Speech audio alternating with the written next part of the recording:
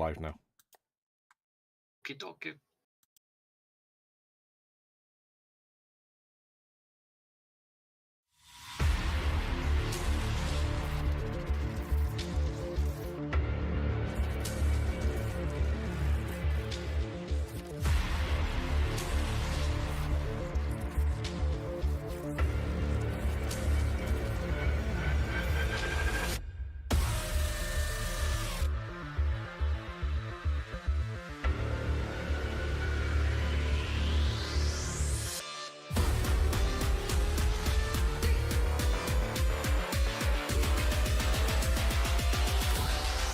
Welcome aboard.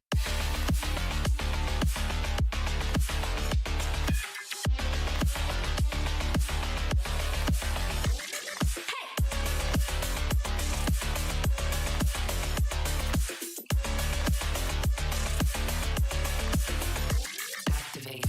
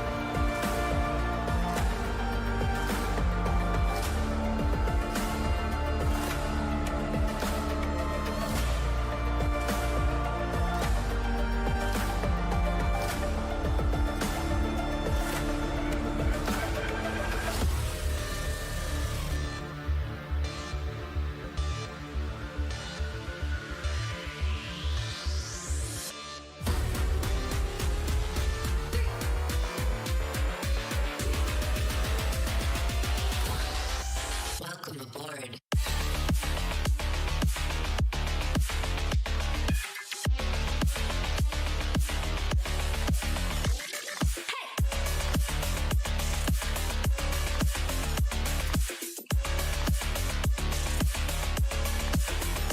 Activate.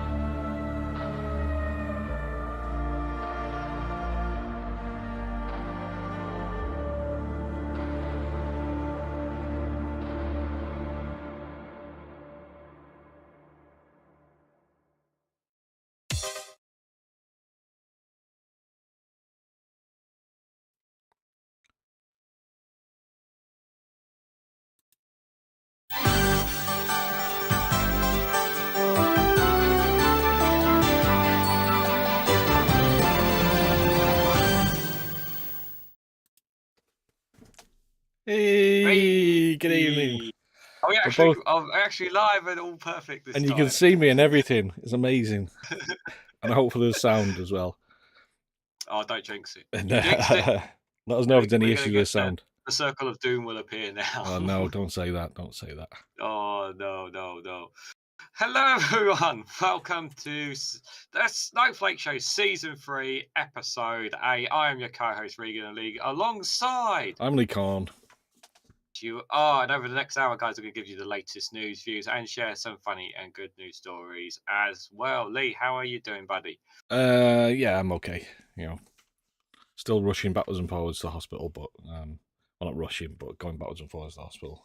But all good, all getting better. So it's good. About you? Not too bad, guys. Obviously, I had the live stream that did not go to plan on Monday, so I'm only making it up tomorrow. So if you guys are around tomorrow, Thursday night, you can come check me out on the Snowflake Viewpoint. We'll cover some other news that's been going on in the world as well. So just wanted to remind you guys of that because had to delete the live stream, which was a real shame. But it is what it is, guys. So. But who have we got in the chat today? We've got quite a few people tonight, haven't we, Lee? Yeah. So it's going from the top. We've got Reganelite. I don't know who that knobhead is. Conservator. Context. Alistair Kerr's here. Hi, Conservator. I like Context, Alistair, and Reganelite as well. Hello. Chatty Rats here. Good evening, folks. Jeannie Bottles here. Hi, folks. Hi, Jeannie. Kendra's here. Hi, Kenzie. Hello, Snowflakers. Tune says Alistair Kerr. Yep. Zhao's here. Hola, Zhao. Snowflakes are beautiful and unique, says Jeannie Bottle. They are indeed. Daily Blase is here. Hi, Darren. Good evening, everyone. I hope all very well tonight. We're well tonight, Darren. I hope you are as well. Duke's here. Duke Vengeance. Please just let me sleep tonight. After the show, you can sleep as much as you want, Duke. Yeah. No, you're gonna join us in the after chat, and then you're gonna play a bit of Minecraft, and then you will let you sleep. Lefty Boater's here. Evening all. I Lefty Boater. And Cathal OG's here. Evening all. Hi Cathal. Casper Northern. Did I say Casper Northern before? Hi everyone. Hi. Simon says 55 is here. Hi Simon. Say Conservator and Lefty Conservator. Boater. Yeah, Lefty Boater. Number 3's here. Hello. Hi, number 3. Oh, cool. Good to see number 3 as well. I think that's pretty much everybody. All doing well. We've got quite a few people tonight. There's quite a lot to talk about. Doughnut stealing Krispy Kremes, wrestlers on a bullet train. Doughnut stealing Krispy Kremes. Yeah, no, Bears in a Krispy Kreme donut. We'll see Bears, later on. Bears I don't know eating how that Krispy happened. And Rishi Sunak looking quite short on the podium as well. Our prime miniature. Prime miniature. In action man, guys. In action man. Oh dear. Right. Okay. Should we start? Should we go straight into it? Yeah. In action man. Yeah. Let's go.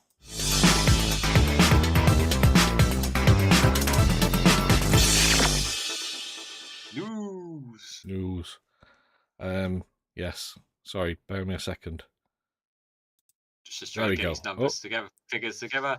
And In Action Man is delaying the petrol car ban in major shift on green policies. You'd be able to see more of him, but he's so short. That's all you can see. He's so short. Just to on the podium. Couldn't even fit the rest of him on the screen, as you can clearly see there.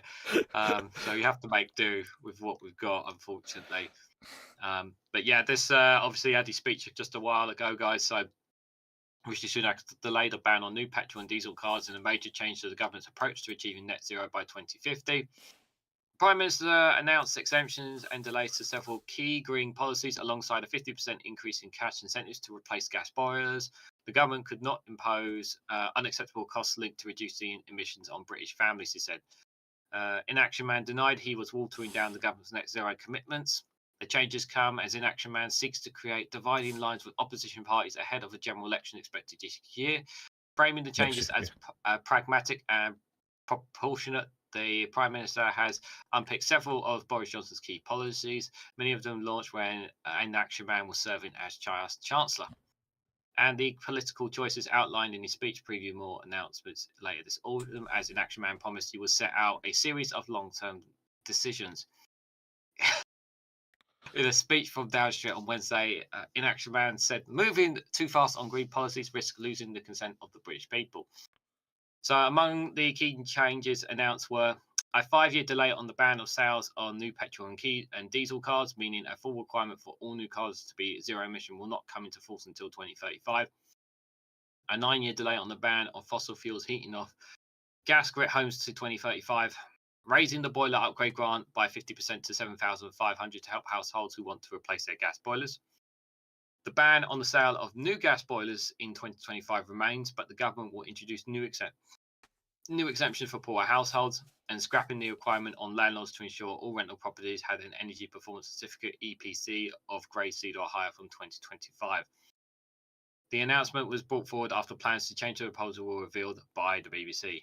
Inaction Man ran the changes past a hastily organised cabinet meeting on Wednesday morning. And responding to the statement, Labour unequivocally committed itself to keeping the 2030 ban on the sales of new petrol and diesel cars. Without the ban, the UK will miss its target for a fully carbon-free economy by 2050, Shadow Environment Secretary Steve Reed said. Just before I let you speak, Lee, I did a video on this and I've got to delete it now because, this announcement came in. So, Oh, right. yeah, so Yeah, I'm gonna have to redo one of my videos, because of this as well, which right. is Just let me. which sucks, but it is what it is. But what are your thoughts on it? Well, I'll just show you this first. This is a tweet from Ollie Dougmoose, the guy from Politics Joe. He says Mm, Rishi Sunak says public haven't consented to net zero measures. This is the front of their 2019 manifesto. Justification enough for any of their other horrors, but not to stop the planet burning. And it's they're reaching net zero by 2050 with mm. investment in clean energy solutions and green infrastructure to reduce carbon emissions and pollution. Like he says, he has less of a mandate to roll net zero back than actually implementing it. So Yeah, I mean, just going back to the things that he's dropped. So I can go back to that. Sorry. I mean, he's saying that the reason why he's not pushing the zero emission cars to 2035, the ban on non-zero emission cars, is because electric cars are too expensive. I mean, he could implement incentives to deal with that. mm, Like someone was saying before, like 4 out of 5 cars on a road or car sales are second-hand cars. So it would only affect new cars for starters. People will still be able to drive, ice cars, internal combustion engine cars, diesel, petrol, or whatever. It's not stopping that. Yeah, it's just rolling it back. At the end of the day, when Labour gets back in, they'll probably revert back anyway. The car industry has kicked off about it as well because they basically set investment up to meet that target of 2030 all electric.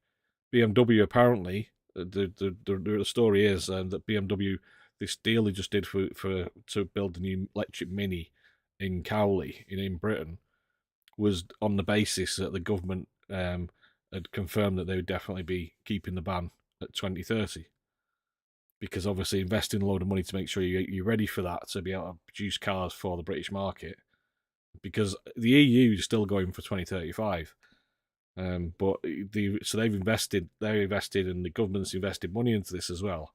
And then they've rolled it back instead of 2035. And it's like, it just feels like a kick in the teeth for some in the motor industry because of the investment they put into this to make it get themselves in a position where they're ready for 2030. So one of the article, I can't remember which one I was covering for the video, but basically, I believe it was BMW actually was saying that they would not be affected by such announcement in in the article. Said they wouldn't be affected, but other industries are kicking off about it. And point I was making in the video is basically like we still don't have a full infrastructure anyway. But as you said, like the whole industry has been getting ready for 2030. They have been their businesses are planned around it all. And if Labour doesn't reverse this, if the Labour doesn't win the next general election as such, and it's delayed till 2035, it means businesses and their plans are kind of thrown into chaos, or it costs them money because they have to change everything. Yeah. So this doesn't help. This doesn't help anyone. This decision.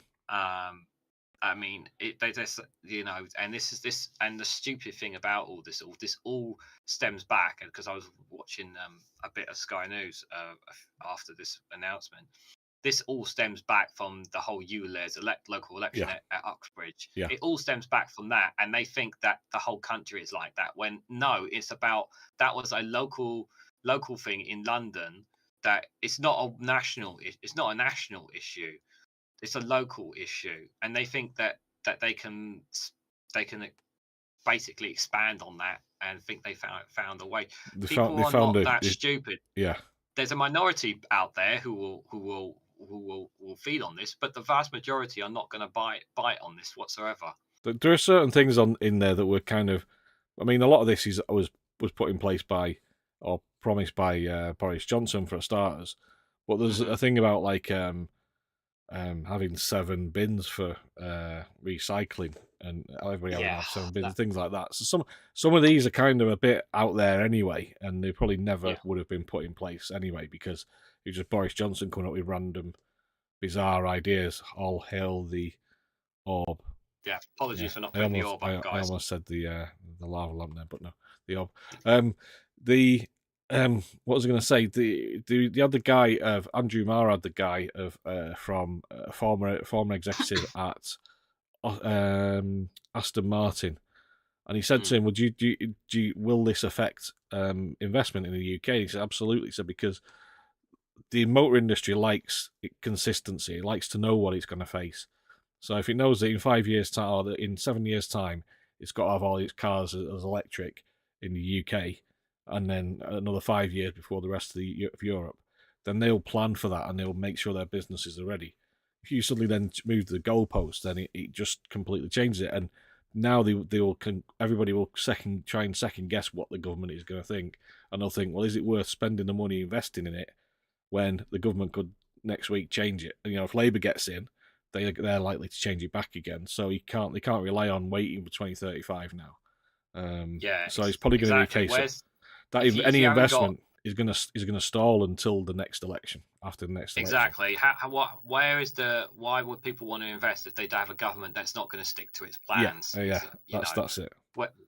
That's just it. Let's see what you guys are saying in the chat.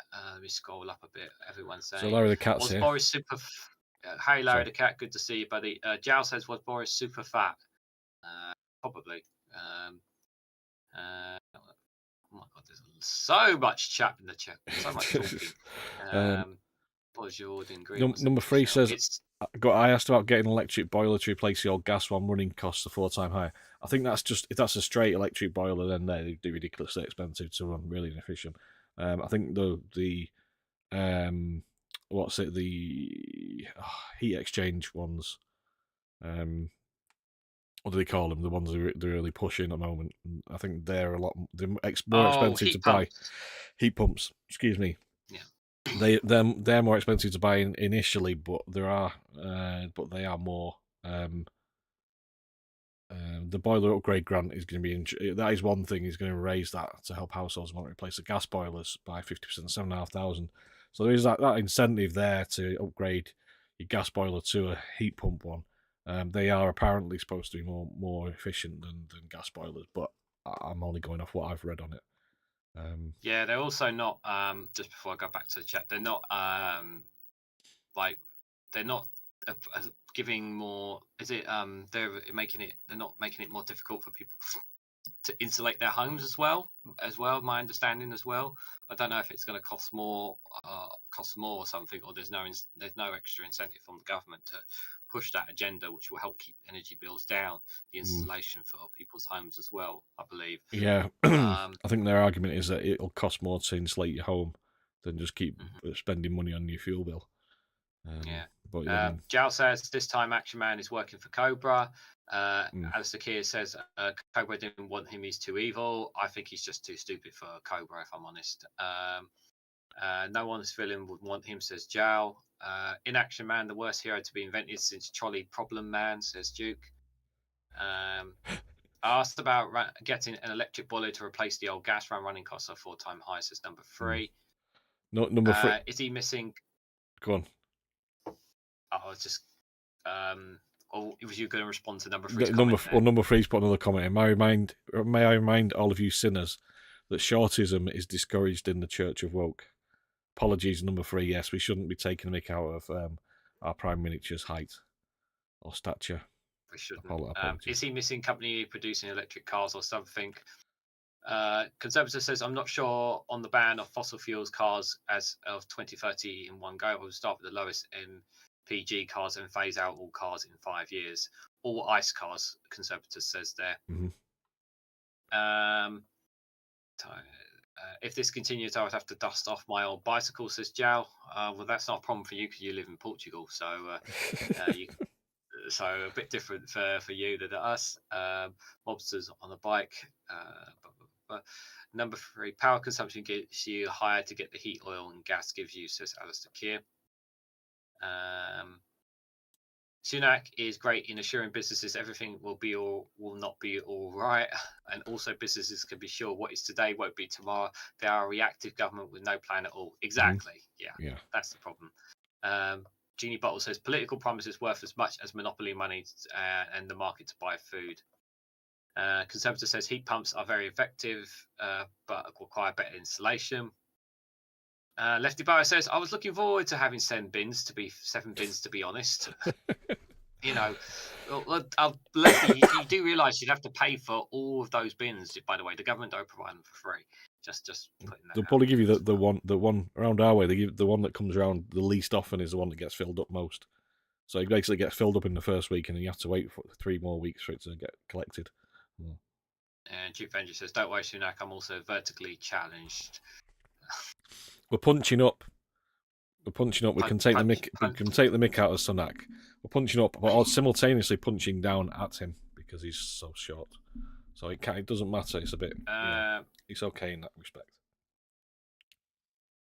Yeah, I don't know if I don't think we've got any more really to add on the issue, really. But number 3 says, please make a donation to support the Church of Woke Roof. Yeah. Evening, Tom. Good to see you there. Evening, Tom. Yeah. Yeah. Right. Shall we move on? Yes.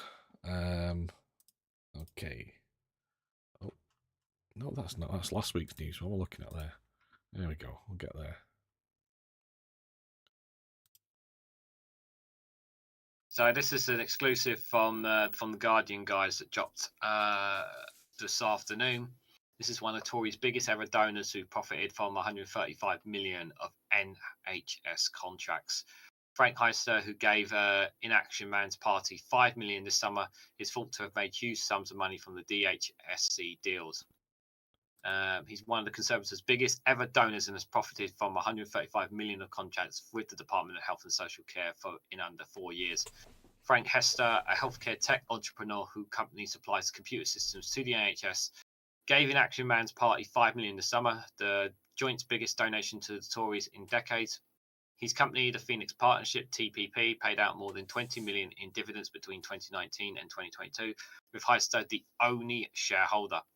The group supplies software about 2,700 GP surgeries in England, as well as a support service to allow them to hold medical records for patients electronically. Its main operating partner, the Phoenix Partnership, Leeds, recorded a turnover of £75 million, with profits before tax of 47 million in the year to March 2022. Company house document shows it pays dividends during the year of 10 million to its parent company, which is ultimately owned by Hester, and a salary of £500,000 to him, his sole director.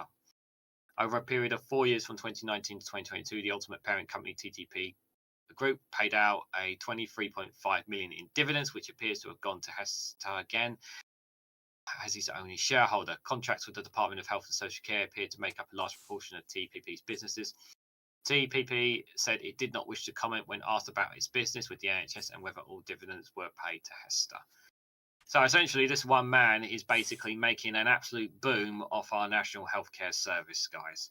And he's giving money to the Tories. So, I mean, the idea of Tory corruption and is just unbelievable. It's just I think I had recently, guys, a video. I think it was yesterday or the day before on the amount of try to find it. I think it was from Open Democracy. Basically, like so many donations were made. Oh, that's it. Yeah, airports had made. Tory. Yeah, this was it from Open Democracy. Yeah, so Tories had taken 2,000 over £250,000 in gifts from airports as Sunak eyes runway U-turn. That's not just Sunak, by the way. That was also Boris Johnson and Theresa May. They were getting luxury. They were being vastly treated by the airports, using the VIP lounge in Heathrow to give them the incentives to basically expand Gatwick for a second runway. Heathrow obviously pushing for another runway too. So yeah, they see, businesses, private companies, they see the incentive there. If they throw enough money at a politician, and they will bend to their will. Yeah. Just reading this, last year Hester wrote an open letter to the NHS saying, "We are here for our NHS. We are here to help, not to drive profits to shareholders or to grease revolving doors. Let's do it for the front line and choose to digitise in an entirely different way." Interesting that he's making 45 million. He's probably made 45 million profit off 75 million turnover. This is a good law project. This found payments totaling 137 million to the company since the start of the COVID pandemic in April 2020, largely under the GPIT Futures framework. Joe Morn, the director of the Good Law Project, said, "Once you see how much Mr. Hester gets from an NHS that he's desperately starved of money, you can understand why he's so committed to the government that lets him." It's the thing. It's frustrating because I've got family members who are a bit right wing, quite right wing, and they say, "Oh, the NHS is a mess," and you go, "Yeah, it is, but it needs more money," and they go, "Oh, but it's so much waste in the NHS. It's all wasting money," and it's right, because there is so much waste, and a lot of it is part of it is down to the contracts that came about under Labour. Was it PPI? Was it? I think there's a few different ones where they're having to pay stupid amounts of money to change light bulbs and things like that, buy equipment, buy supplies. They're having to pay these companies stupid amounts of money. So there's a lot of waste in there, which we're kind of stuck with until those contracts run out, unless the NHS can get out of them. But there is also the fact that the government hasn't, even though it always says it increases the amount of money it spends on the NHS, it's not increasing it enough. Every year you have to increase the amount of funding the NHS gets, just on the basis of inflation and new procedures and things like that. And also we've got an aging population, people living longer. I think we're actually reversing on that, aren't we? But these things all cost more money every year, and you have to keep increasing to do that. But if you don't increase it enough, eventually you start falling back, and when you're not paying the staff enough as well, and that's when you end up with big waiting lists and the first ever strike by consultants and doctors at the same time. Yeah. So it's not. Yeah, I mean, and obviously it's very important to point out that money that goes into, there's a lot of money that goes straight into the NHS and goes straight into these private companies and shareholder dividends, and not actually directly into the National Healthcare Service. And it's very important to highlight that point. Virtually I go to the hospital. Virtually every ward has got signs saying it's run by, or a service that's run by, a private company for the NHS. Yep. And the ambulances are mostly run by private companies now as well.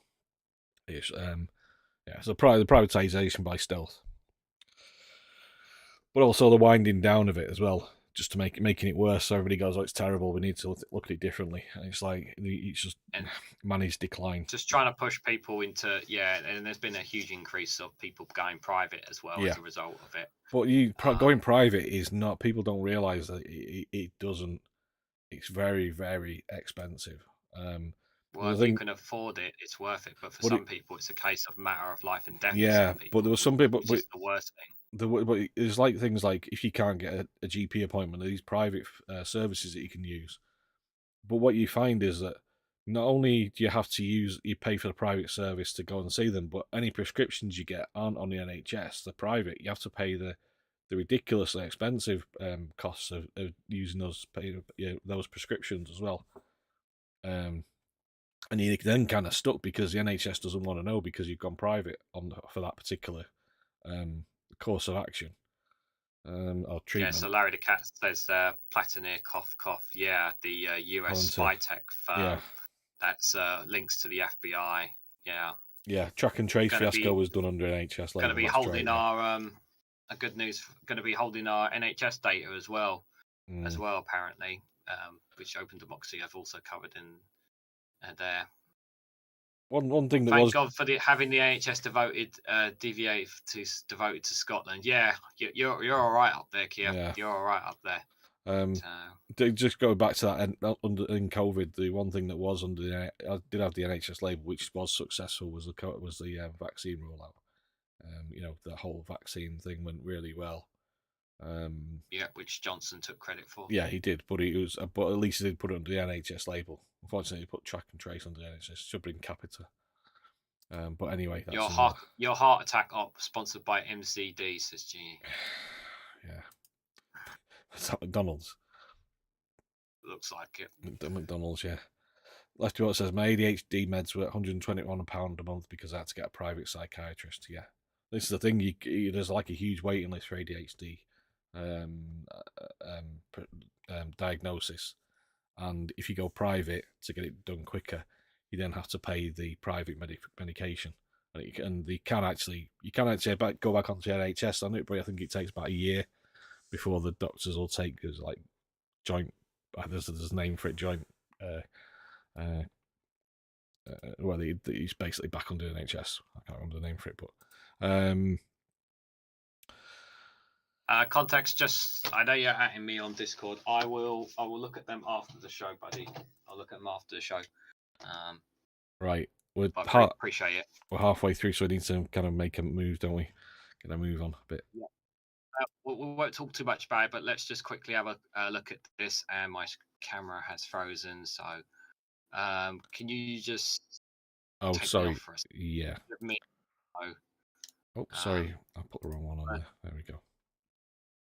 Yeah, so we got the Russell Brand is. Do you want me to read it while you're doing that? Yeah, just read a little bit of it, and then we'll just give our thoughts. So Russell Brand allegations show how terrible behaviour towards women was tolerated in TV, says Channel 4 boss Alex Mahon. Chief Executive of Channel 4 made the comments after claims of sexual abuse were made against Russell Brand, who denies the allegations. BBC's Director General Tim Davie also addressed the claims, with both speaking at the RTS Cambridge convention. Channel 4's Chief Executive has described the allegations as horrendous and said it is clear that terrible behaviour towards women was historically tolerated in the TV industry. Alex Mahon made the comments about Brand as she addressed the Royal Television Society's Cambridge Convention on modern viewing habits and the abundance of content scheduled before the allegations of sexual assault emerged at the weekend. Some of the claims date back to when the comedian was presenting the Big Brother spin-off programme Big Brother's Big Mouth on Channel 4. Brand 48 denies any allegations made against him. So just other thing as well, he stopped getting money from YouTube. It's been confirmed, I think it was yesterday or the day before, YouTube announced that he would no longer be getting money from ad revenue there as well. The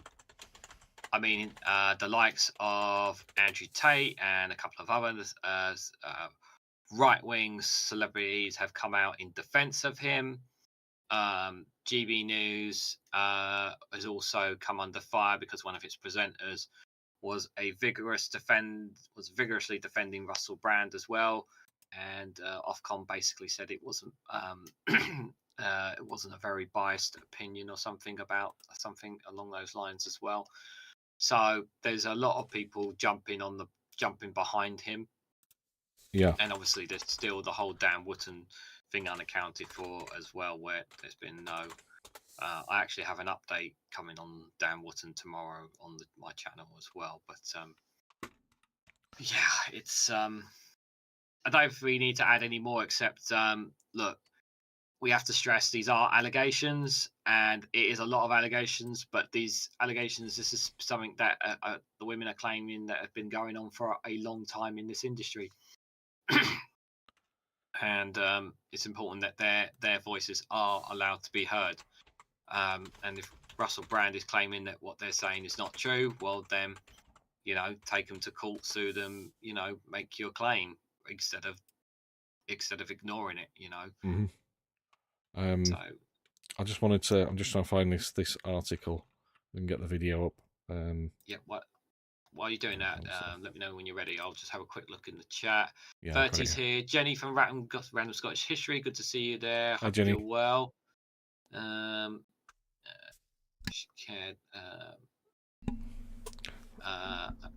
Pretty sure I've never seen a sign of any NHS blogs suggesting it's run by a background private company, says Jenny. Saying good evening. As opposed to GB News has said, says Duke. Yeah, well, yeah. I mean, yeah, I know you can't take GB News too seriously, but it's nice that Ofcom are kind of looking at them a little bit more.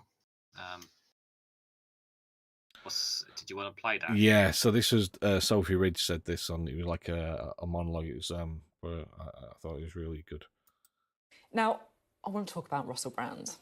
Now, it's important to say, first of all, I've got no more knowledge than you do about the allegations surrounding him. He denies them. He says it's all part of a conspiracy by the mainstream media, which I guess I'm a part of. He was a part of it too, and now the mainstream media is asking questions of itself. And let's not forget, he was also embraced by parts of the political establishment as well. But there's one thing that I do know. I totally understand why you might not want to go to the police if you were raped or sexually assaulted by a famous or powerful man. If you decide to go to the police, then what happens? An intimate physical examination after you've just been assaulted. And then the questions start. What's your proof? Did you give him the come on? Did you have sex with him before? Are you a believable witness? Will you cry in the stand? But not too much, not like Amber Heard. And if you fail to make the grade, then your case gets dropped. And even if you do make it to court, what happens then? Firstly, a long delay, we know that. And even if you're successful, you'll always be known as the woman who accused that powerful person of rape. Your name might get out on social media. How are his fans or allies going to react? What will it do to your career? So I don't know what happened with Russell Brand. I don't know if he's telling the truth. But I do understand why women might not report rape to the police. That I do get. That's not helpful. In what way? That's not helpful at all. She's just. I gotta say this. This is like what she's basically. She is discouraging women from standing. No. She's not discouraging. She's explaining why women wouldn't. Why you? Because one of the arguments that his supporters have come out with is, oh, why have these women suddenly come out with this now? Why are they suddenly accusing him now? Why did it taken so long? And this is her point is that if you're a woman who's been raped and you go to the police, then these are the issues that you will face. You're gonna have to have like an intimate search and all these different things that are gonna happen to you. So she understands why what she's saying is this is what women who had been raped have to go through. Not that that's a good thing, but that is literally what she's not defending him. She's basically saying, I'm not making that point. That's not the point I'm making. My point is why are you making it so blatantly obvious to the public and women who may want to come out in other cases? I don't think that's not her point. That's not her point, though. That's not what she's saying. I get that, but that's how I'm interpreting it as. That is I think you're in my opinion, wrong. it's a discouragement of women who want to speak out. That's not what she's saying. I know, but that's how it comes across to me. I don't think she should have done that. I think she should not have done that. I think she's discouraging women from speaking out because she's not discouraging those. What she's saying is this is why people that's the way it's coming across to me. No, to you, but that's not the way it comes across to me. I think she was wrong to do that. I totally disagree. I think she should have kept her mouth shut. We'll move on to the next one then. Ukraine.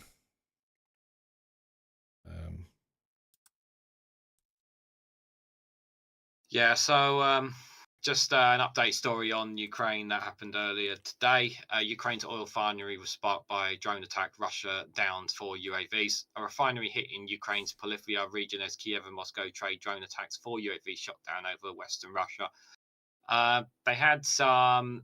Apparently, one of Russia's airfields in Russia as well apparently got sabotaged as well. I think the story I'm going to be dropping either tomorrow or Friday as well. Ukraine and Russia launched waves of drone attacks overnight with reports of fires at an oil refinery in Ukraine's Polyvia region and 4 Ukrainians unmanned aerial vehicles UAVs being shot down over 2 regions in Russia's west, officials say. A Russian drone hit the Krispy oil refinery in the central Polyvia region of Ukraine, causing a fire, the regional governor Dynamo Luch said on Wednesday. Last night, Russians repeatedly attacked Polyvia region. Our air defense system did a good job against enemy UAVs, he said on a Telegram messaging app. General Staff of Ukraine's armed forces said air defences shot down 17 of 24 drones that Russia had launched against targets in Ukraine. The Krispy refinery has come under repeated Russian air raids since Moscow launched its invasion last year. Meanwhile, Russian authorities reported on Wednesday that their air defense intercepted 4 Ukrainian drones. So it's pretty much it's becoming more of the battle of the drones rather than the battle of the soldiers, really, isn't it? I mean, I know they have recaptured 1 or 2 villages around Bakhmut in recent reports from over there from that area of the conflict, but Ukraine still appear to be using drones attacks inside on Russian territory, as well as Ukrainian occupied territory as well. So a lot of lots of drones, and they're also still getting supplies from Iran, aren't they? And obviously from the visit of Kim Jong-un visiting Russia, they may be getting some. Yeah, well, he's hoping. Putin's hoping he's going to get some from them. Yeah. So yeah, that's. The proper place to discuss this is in a cool night at public square. At least here, victims are protected. Says yeah. Jeannie Bott says, I do not like Brand as a comic actor or Big Bro presenter. Until briefly when he did True's show. I don't know what that is. I stopped watching when he interviewed Jordan Peterson. You know what I've noticed about Jordan Peterson? He'll get like, who's that? The comic, the British comic from Bristol. I've forgotten his name now off the top of my head. Russell. Yeah, you know who I mean. I know the tall, face. skinny I just one. can't remember his name. Yeah, he interviewed him, and it was such a softball interview. Didn't you know? And he was just like, is he literally only doing these interviews if he doesn't get any awkward questions asked or what? I don't know. Well, I've seen a couple of interviews like that with him. Number 3 says, when I was 12, a female dancer living up the road, age 21, was raped. She and her parents had to move to Cumbria because their neighbours thought that she had led him on. Yeah. If you want to say that, to beg my ex to go to the police, even thinking back, it gets me really upset. The prep was never caught. The perp was never caught. Ken says, I think Sobridge is trying to explain what the experience of going to the police would be like for a lot of women. It can be an awful experience anyway, but even worse when the person is famous. Yeah, I think that's the point. Vicky says, we told the police what had happened and they... Oh, sorry, I missed the first bit of that, I think. Did I? Oh. Was it not showing? Oh, and I've got top chat on. Let me live chat so I can see it. Just to finish that point while you're looking at that, so it just said at the end of the article that Kiev has been reached for months, ramped up drone and missile attacks deep inside Russia and Russia-controlled territory following a promise by Vladimir Zelensky that his forces would bring the war in Ukraine back to Russia. But we've already seen many reports of that happening anyway, guys. So Vertigo says, Tories underfunding the justice system and the police. It isn't all roses here in Spain. We found one girl near our house and she told she'd been raped. It took the police nearly an hour to arrive. We told the police what had happened and they understood to include police women into that patrol. The guy was arrested and justice was served already during that week. Yeah, in the UK, this takes months for that to happen, maybe even years.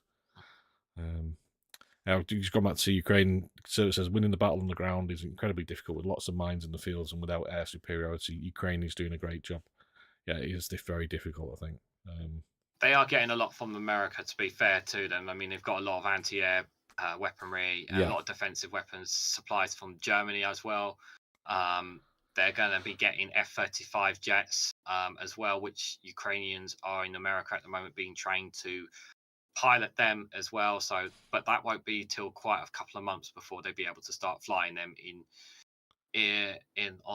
the war as well. But I mean, there is a resound spirit with Ukraine with regards to this war, but obviously Russia still have the numbers, and it's becoming more and more, and it should becoming more and more about the drones, really, I feel, because they're something that they can kind of discard and throw away as opposed to human life, which nobody wants to see any lives lost. Not F-35s, but F-16s. Oh, was it F-16s? Yeah, I saw a story about F-35s recently. That's why I'm... Oh, right, yeah, F-16s you want. You're after F-16. Well, they're getting some F-16s, aren't they? And they're getting trained, the pilots are getting trained on them, so, yeah. Right. Something to a bit different then. Break the ice, shall we say? There we go. Colin is in Portsmouth. Hello, Colin. How are you doing? I am begging Rishi Sunak, call a general election now, for crying out loud. Why, Colin? Why would he call one now? Because if he calls a general election now, his party's got a good chance of coming second. Oh, right. Well, is second an achievement? It will be for this shower. Well, What's true, his big yeah. ideas for next year? Make HS2 a slower journey than the one it's replacing, all for the bargain price of bulldozing through 10 Tory constituencies en route. Well, and waiting an extra 5 years to get rid of polluting cars. Terrifying. Actually, I don't mind that one. Why should they be banned? Last week was chilly outside, for God's sake. Well, Colin, you know, putting children in porter cabins instead of schools might be the vote winner he's promising it to be. They do seem to prefer it. Well, they do, but I don't think they'll come third, Colin, not in this system. Don't be naive, Anthony. Right. The Lib Dems' whole strategy is to point at the Tories and say, oh, they're a bit daft. It's masterful. It is. I'm telling you now, Rish, call it now, or you'll be behind the Lib Dems, the Greens, Count Binface and the SNP, and that dolphin who beat Nigel Farage, who, to be fair, has some decent ideas on tuna. And reform, Colin. Let's not forget about... No, not even that. I won't go that far, Anthony. No, Let's not muck about here. Yeah. Anyway, thanks for having me on. Love to the family. Love to the family, Colin. Love to the family. Are you still in prison? Yeah, I'm the Pompey Mandela. Introducing the hide and seek from Belroy. Sorry, get rid of that. The Pompey Mandela, sorry. Right. Pompey, okay. But Okay, he's sure. Portsmouth. Pompey is Portsmouth. There we go. Right. He can't stop calling in this radio show. I'm just waiting for Max to do a response video to him. I haven't told Max he needs to do a response video, and he still won't do one. I don't know why, guys. So you need to ask Max to do a response video. It's really important that his videos are debunked as soon as possible. Yeah. Yeah, Joe says, Ein Vangerland, Ein Gammon, Ein Colin. Yes. Well done. Love to the family, Colin. They are a little bit daft, yes. Actually, that just reminded me. I wanted to show that. Just let me find let me get the article up. Oh, let's get rid of that. Sorry, I just need to. Yeah, I know. It's because I'm trying to get rid of this. Let me. Oh, I don't know what to do now. Bear me a second. I just want to bring this article up. You could just put me. You could just put me on screen if you want. I can't because I have to take your screen to get the article I want. That's the problem. Oh, okay. Right. Well, while Lee tries to figure that out, there's a link to a Discord community. If you guys want to join us. Okay. So this was in the Guardian. I just remembered this because he said he called his allies the monsters. He basically said that that his supporters in the Conservative Party were basically all the nutcases from the party. They're basically the dregs. I actually had a phrase from. He used to hum the he said that all the sex pests are supporting me. And he said that he cornered the market in sex pests, which is and he also he used to hum the theme to the Addams Family when they came into the cabinet room. I've cornered. What was the other one? He said, what was it? Oh, he did have a thing about it. He says. No, I can't find it now. But basically, yeah, that was the thing. He wanted. He's even Boris Johnson realised that he'd ended up with all basically the nutcases of the Conservative Party at the end by the time he was in power. So yeah. Should we move on to the next one then? Is there any comments? Yeah, move on to this this next story. So Larry the Cat said that's an advert for Inaction Man Hide and Seek. Right. Yeah, so this story is from today. So yeah, I've struggled to find a good news story. Starbucks worker raises over for 40,000 for beloved Barista. barista after her car was burglarized. The Starbucks supervisor was getting ready to buy a new set of wheels thanks to the love and concern of her co-workers and the entire college campus. Karen Colesworth, 65, has been living near Marshall University campus in Huntington, West Virginia for decades, and for so much of her time she's been working at Starbucks, supervising her youthful staff while serving students and faculties. She's been there since 1976. She fell in love with Huntington from the outside of Columbus, Ohio. She told today over the phone during a short break of her shift, "I've been in the food industry since 1978, and that's my passion. I love waiting tables. I just do your customer service develops, and you just want to please people." For Collinsworth, making people happy has become her signature trait, according to her fellow Starbucks employees. She loves coming into work knowing that she's going to be there. I talk to her about literally everything. Casey Gray, a sophomore at Marshall who works at Starbucks with Collinsworth, tells them that she's like my mum when I'm away from home and I can't talk to my mum, so she's just like a relief. Being able to go in there and talk to her and knowing that she's going to help me through whatever. Collinsworth's reputation for kindness might explain why an entire campus full of students and faculties came to her aid when they heard that she was having trouble with her 2004 Kia when it was running on its last legs. She'd been having a lot of problems with the car in the past with her battery and not just starting, and her neighbours having to give her a jump start to things like that. I don't want to go through everything. This article does drag on a bit, to be fair. Maybe that bit there, that one day she came into work. Yeah, one day she came into work and she was like, "Yeah, somebody stole my catalytic converter last night. My car isn't just doing well." Horn says.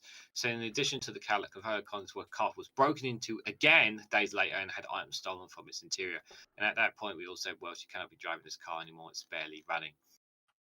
Grace said on Saturday in late August, she and a few others, including Jalen, were working, and she saw a post on anonymous social media app Yik Yak, wishing that they could donate some money to Collinsworth to help her out.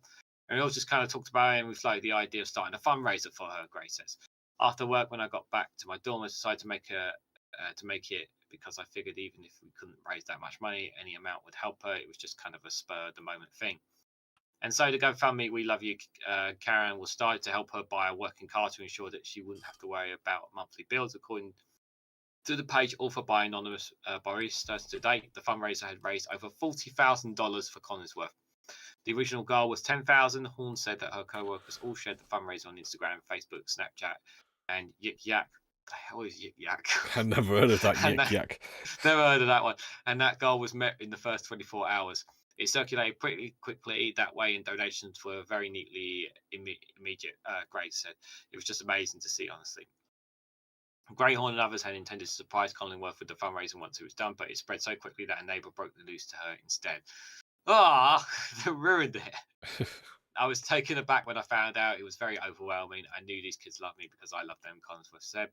But for them to be 19-year-old college students, they have so much going on with their lives, but to take care of their Starbucks mum, Karen, that's just how big their hearts are. Yeah, that's pretty awesome. Oh, the Marshall. There's a big donation, the highest being $5,000 donation from Marshall University President Brad Smith, but mostly more than 1,200 donations are much smaller. All the 5 donations mean more to me than just $1,000 or $3,000, Collinsworth said. It was just precarious coming from these college kids that can't afford a cup of coffee. It just goes to show you their kindness. Yeah, so she's going to get she's just going to fix her old car, but now she's going to get a brand new Subaru. Yeah, nice. A nice, warm-hearted story. I like that she just loves the helping out these youngsters and all the face-to-face interactions, and just loves serving and helping customers and all that kind of stuff. And event happened, and it just and they did something back really nice to her for all the kindness that she's given to them. So Mhm. really cool, touching story there. So Okay. because I said, who would break into a 2004 Kia? It depends what you leave. The thing with cars is if you leave anything on show inside a car, you're just asking. It's basically like saying, "Please break in and steal me." So you have to hide everything when you leave a car. Best thing to do is just hide everything so there's nothing on the show. It removes the incentive for people to steal it or break in because it's going to cost you more to replace the window than some of the stuff that gets stolen. But yeah. American Dream says 30 and Europeans Nightmare. Yeah, Russell Howard it was talking about Bristol Comic. Yeah. 30K says, make people happy without the pay and no vacations. American Dream. Yeah, American Dream. Yeah. Why are we talking about Kia is a luxury car in 2004? Kia is a luxury car in USA, like an Alpina B5 by Turbo Touring in Europe. Okay, I don't know what an Alpina B5 Touring is. It must be his dream car, I think. Right, yeah, but I don't think a 2004 Kia is anybody's dream car. Theft of Cadillac converters happen everywhere. Well, yeah, I mean, because of the precious metal, the metal inside it, isn't it? It's got like yeah, that doesn't surprise me at all, to be fair. Yeah, but then she's had the catalytic converter broken, and then someone broke into the car. So someone stole the catalytic converter, and a few days later, someone broke in and nicked stuff out of the car as well. So, yeah. Because Nick number 3 says, I thought that nobody would nick my 2-door clapped out Escort, but they did. They wanted the doors quite rare, apparently. Okay. Yeah, it's the metal, isn't it? Well, no, if they're a particular type. I'm guessing if it's an old Ford Escort, then maybe if it's worth stealing and they can make doors. Money off it, they'll do it, won't they? Yeah. So, which is a shame. Right. Okay, let's move on to another one. You found this one. This one's interesting. Yeah, guys. So you've heard wrestling in a car, wrestling everywhere. How about wrestling on the world's fastest train, the bullet train? Wrestlers brawled on a packed bullet train in Japan. This legit happened, guys. I've seen video clips of it online. So, and now I didn't stop 2 Japanese wrestlers from performing daring maneuvers on board a 180-mile bullet train. It is not the first time this wrestling group has picked unusual spots for its bout. They've actually, I've seen wrestlers fight and brawl in lifts. They've done it in bars. I think it was there was a famous one back in the day from WWE where Stone Cold and Booker T wrestled in a real legit supermarket with actual customers in it, and they were throwing milk cartons and whatever at each other. So yeah, pretty crazy stuff. But yeah, as you can clearly see, the 2 Japanese wrestlers on the Booker T, and the passengers there kind of like getting their moments in taking pictures and everything. So DDT Pro Wrestling organised the event with all 75 feet selling out within half an hour, according to the media outlet Japan News. The fight, which pitted Minoru Suzuki against Sergio Tusky, took place on the 180-mile Naomi Suskin bullet train between Tokyo and Nagarita on Monday. The fighters exchanged blows and performed daring maneuvers while onlookers recorded the rumble and took pictures from their seats. DDT hired out the entire carriage for the match. All right, so they basically sold tickets. So they're all fans. So they hired the entire carriage to have the match in here. So this. This guy's face here on that first one there. By the way, right. they did this was 30 minutes, this match as well. The match lasted 30 minutes with Suzuki emerging victorious. The group has formed from hosting bouts in unusual places with a bookshop and a campsite, the venues from previous fights. So yeah, I mean, like the umpire isn't even looking, the referee isn't even looking there. He's looking at the side. No, it's a bit hard. It's a bit hard for the referee to concentrate sometimes when you're going at 180 miles an hour. I mean, it's not so much the speed; it's the fact that he's having to stand behind one of the wrestlers, so he can't actually see what's going on. Yeah, because he's only a narrow aisle. It's pretty. You know, there are some crazy stuff in the world of sport, and this is one of them, guys. So yeah, I mean, the fact that it made mainstream media is kind of pretty cool. So yeah, just wanted to share that. Yeah. But I know Lee's looking forward to the next one because that one's really going to get his taste buds going. Those are some some dangerously tight tights, says Zhao. Yes. Yeah, Japanese wrestlers tend to wear those ones. To be fair. Yeah. Snakes on a plane and wrestlers on a train, says Zhao. Very good. Yep. Japanese people arguing sound eerily like drunk Portuguese. Okay, I'll take your word for it then, Zhao, on that one. What next? A Royal Rumble on a plane, says Daily Blase. Maybe. Patriot Jack says the bullet train match, of course. LOL. Yeah, of course, Jax. Of course, I was going to cover it. What do you expect? He knew I would cover this. Yeah. What's next? A Royal Rumble in a plane, says Daily Blase. We're talking about the car before, and Daily Blase says I had my Chevette stolen once. I replied about it. I had a mate who had a Chevette, and he had an alarm system. Actually, had the stereo and an alarm system, and both of them were worth more than the Chevette. I think the alarm system was there to protect the stereo, rather than the actual car. It was the car was like a dump, but it was a bit like that episode of. It was one of these where when you went near it, they set the alarm off. It was a bit like that episode of. Was it Max and Paddy or the Phoenix Nights where he buys the alarm on his car that talks back to you? So the car was there to secure the alarm system, says Conservator. Yeah, maybe. Alison Kerr says had the same thing to radio system was worth more than the car. Yeah. Buffet section or wrestling section tickets, says Jamie Ball. Well, you know, I've seen wrestlers doing it at bars and whatnot and all that kind of stuff. I mean, it's publicity at the end of the day, you know. So any publicity is good publicity for the wrestling business, and the sport is doing very well this year. It's doing very, very well this year. So that wrestling in general has done very well this year. Okay. But we're not here to talk about that. We're going to talk about this next story, which I know Lee is so excited to talk about. Do you want me to read it? Are you going to read it? You're going to read Go it? on, I know you want to read this. Go on, Lee. Go on. Bears raid. I haven't read this. So Bears raid a Krispy Kreme donut van making deliveries on an Alaska military base. Let me get rid of that. I didn't see that bit about the military base. Two bears on an Alaska military base raided a Krispy Kreme donut van that was stopped outside a convenience store during its delivery route.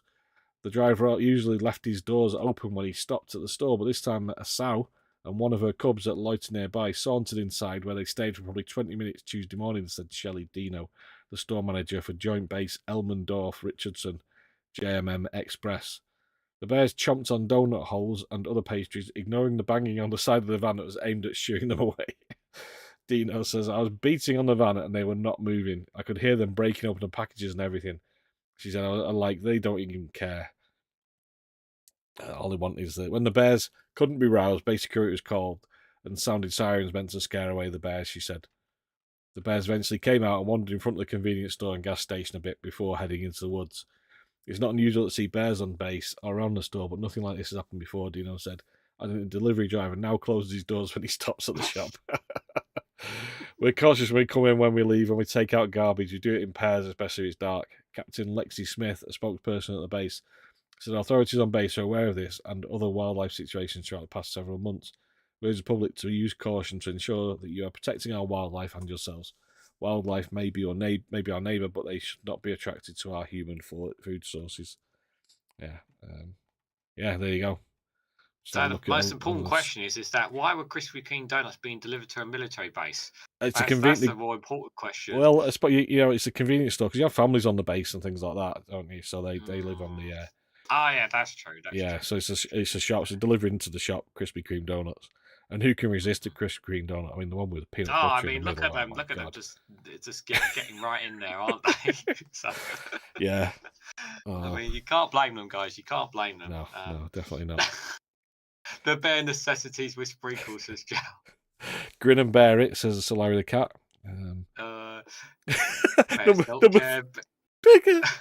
Don't care bears. That's brilliant. Number 3. They're the don't care bears. Bears don't care bears. Grin and bear it, says Larry the cat. Yeah. Those bears had the munchies. They sure did, Joe. They sure did. Yogi on his meds, like the film. says Alistair. Yep, like the film. I have a car fever really bad. Reminds me of the bins in the Grinston cartoon of Switzerland. Canton, yeah. Says Tom. Yeah, do you have a lot of bears there then? Yeah. Yogi gone wild, says Jal. Yeah. Oh, I like that. They don't care bears. That's good. Yeah. Oh, yeah. Krispy Kreme Homer donuts. Simpson was not happy about this at all, I can assure you. So, right. So, it's that time of the week where we catch up on It's that time of the week, guys. You know what time it is, right? It's that time where we catch up with our favourite Guardian pundit with his really interesting articles. And, yeah. Adrian Charles's interesting article of the week. Every autumn, I'm shunned by my friends and neighbours. That was Adrian Charles's interesting article of the week. I think we learned quite a lot there. Thanks, Adrian. That was much appreciated. Much appreciated. Yeah. Well done. Yeah, the case of the hairy donut. Oh my god. Those donuts were a hairy business. The puns are not going to stop on the donuts. We should have done this at the start of the show so the puns could go on throughout the show, Lee. Oh, well. We would have had to bear with it throughout the whole show. Bear with it, yeah. Yeah. Oh dear. Oh dear. Yeah, and I think we're done. I think we've covered everything. Oh, did we not show the do you not have the picture up of the Oh, yeah, let me bring that up just a sec. If you want to kind of do the outro while I find it. Gonna have a yep, guys. We've just got one more video for you and a quick little picture to show as well. Lee's gonna get that ready for us. What is this? Oh, sorry, that's a. Oh, sorry. Hang on, I've got the wrong. Yeah, hang on a second. He's more interested in the. I'm trying to find a way. The Barbie puns from. Oh, hang on, we're still on that. All right, okay. Right. Yeah. Right. So, guys, obviously, we've just got one or two more things before we wrap up here because we've gone over the hour mark. So, we just want to start by saying a big thank you to everybody who has tuned in. Yeah, I was a bit loud, I know. Everybody who's tuned in tonight, we really do appreciate it. It was a bit of a scramble to get things ready, but we got it all ready for you guys. And I think we're just 1 or 2 minutes over time, which is even good. And it all went well. No circle of doom, no problems. So yeah, definitely 3 times better than anything that GB News has produced tonight. That is for sure, guys. So if you can hit the like button before you leave as well, would be greatly appreciated. If you can share it across social media, and if you click that bell notification icon, guys, you'll be notified of when we go live, which is normally every Wednesday 9 p.m. UK time. And just a reminder for you guys as well, and I've just knocked my camera so you won't see me ever again, still and frozen in time. Yep, best picture you'll ever see, guys. I have a live stream I'm doing tomorrow night with of the Snowflake's viewpoint due to the show not going properly on Monday. So there will be a live stream tomorrow night on my channel. I'll put a link for my channel in the description down below if you're not a part of it already. I will do that in just a moment. Just bear with me. So if you can do that, that would be come and hang out there. If you're not doing anything, that would be greatly appreciated. And as you can see on the screen there, you can see that I am just as frozen as Rishi Sunak is on the podium, but the only difference between me and Rishi Sunak being frozen is that one seems to be a lot shorter than the other, as you can see there. Our prime miniature. In Action Man has just seems to have shortened himself there. And by the way, just in case anybody thinks that is photoshopped, I can confirm that Robert Spear did confirm on Twitter that this photo is indeed not photoshopped. What he needs to do there is, you see at the bottom of the podium, there's like the grey bit. It looks like that's an extendable bit to make it higher or lower. He needs to bring that down. Either that or get bigger shoes. Yep. Or just get a new podium that doesn't make him look like he's a child stood behind it. Conservator, why are you asking that? Do Barbies poo in the woods, says number 3. Proper Iron Why are Rabbit's you head asking like. about pregnant Barbie, Conservator? That's very concerning. Have you seen? I was talking about Action Man. In Action Man, only slightly worse than couldn't be asked to get out of bed. Have you seen the Dave Lazo Barbie said, proper film? rabbit in the headlocks look right there. Yeah, I was in a headlock. Yeah, definitely in a headlock there. In Action Man has had a but- bad case of flatulence. That was the sorry. That was because we had the Ken doll on by accident. I put the wrong one. Yeah. People were enjoying the whole Ken look there, but yeah, didn't really have time to get other bits, unfortunately. Yeah, because we would have grabbed. Oh, all shorts is here. All shorts. You've missed nothing. It's been rubbish. You missed. Adrian Charles' interesting article. That was great. I'm doing a live stream tomorrow at 9 o'clock, just in case you plan on. I don't know if you were planning on doing one tomorrow evening. Marcus, just let me know. Xiao says, how many millions did that press room cost? Yeah, I know, it was a stupid amount of waste of taxpayer money, Tom. That's one thing for sure. Wasn't it built by a Russian company as well at the time? Probably. It was like, yeah, that's not a great idea, is it? Yeah. And Xiao says, and the important chem parts got stuck in Dover. And on that bombshell, I think it's time for we say good bid farewell. Yep. Yes. A bit late with the pun, but okay. But yeah, we got one more video for you guys before we go out. So again, guys, thank you very much for joining us. Really do appreciate it. And if you want to come and hang out in the Discord after, you're more than welcome to, guys. The links, I put a couple of links already for the community. So if you guys want to join us there, it's completely free to join us as well. So come in and say hello.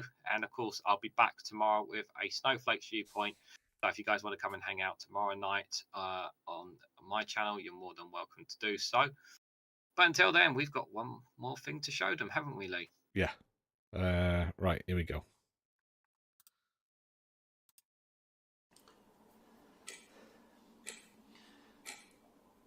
Will you shut up? You talking to me? No, the clock. Please. Please. Please. Open. Open. How are you still damp? I'm going to drink. All of you. Ooh, I can only apologise. You asked me for paper. I put paper in. Now do your job. Change. Change. Stop offering me updates.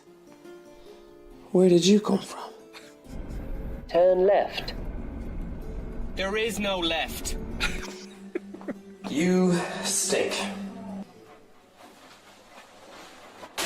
Jesus, he gave me the fight of my life. There's Marcus. Oh, dude. Right. Take care, everyone, and have a good night. Right, see you later.